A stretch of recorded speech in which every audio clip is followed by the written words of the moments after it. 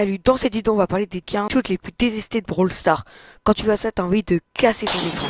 En premier, on a quand ton mate en Brawl Ball casse la muraille devant les buts, ce qui permet aux adversaires de faire des tout droits ou encore de tirer de beaucoup plus loin.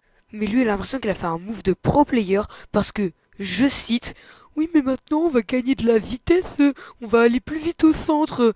Mais non, parce que c'est pas rentable. La deuxième chose que je déteste, c'est quand les mecs te proposent un 1v1.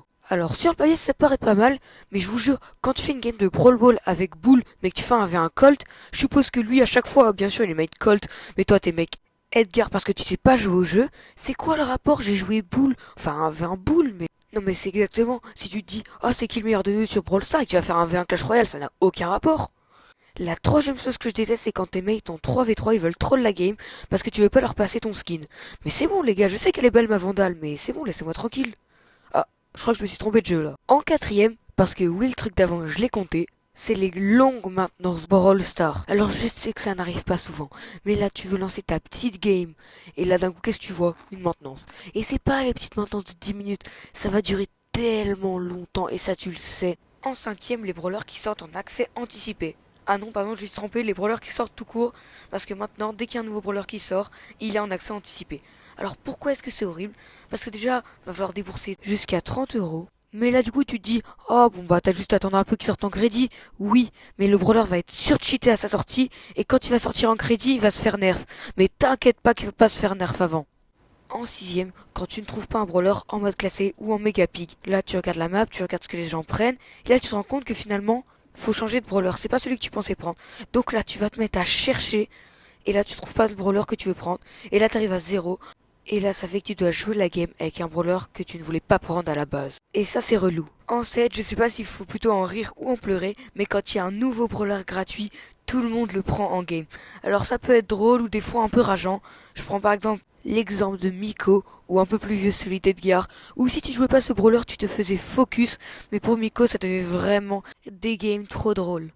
8. Les récompenses de la route des trophées. Non mais vraiment, autant au début, t'as des récompenses de 920 crédits, plein de crédits par-ci par-là, autant d'un coup, tu vas plus avoir rien, t'as juste un prix star légendaire tous les 10 000 trophées, c'est pas ça qui donne envie aux joueurs de monter en trophée. La neuvième chose que je déteste, c'est quand tu miscliques, peu importe si c'est ton gadget, ton hypercharge ou ton super, mais à chaque fois c'est horrible. Et c'est le genre de truc qui peut vraiment terminer ta partie. Car je prends l'exemple de Willow, quand elle a son ulti, personne n'ose l'approcher. Par contre, si elle a plus son ult, c'est une cible vraiment facile.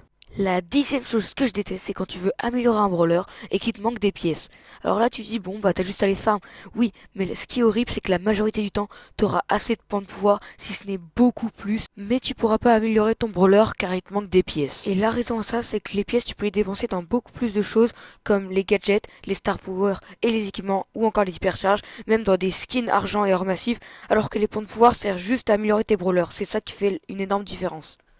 La 11e chose que je déteste, celle-là c'est vraiment un classique, c'est quand t'as un Edgar ou une Shelly hyper chargé qui soit saute dessus, soit te met l'ult, bien sûr en sortant d'un bush, et ça c'est vraiment rageant car tu t'y attends pas, et des fois tu peux vraiment rien faire.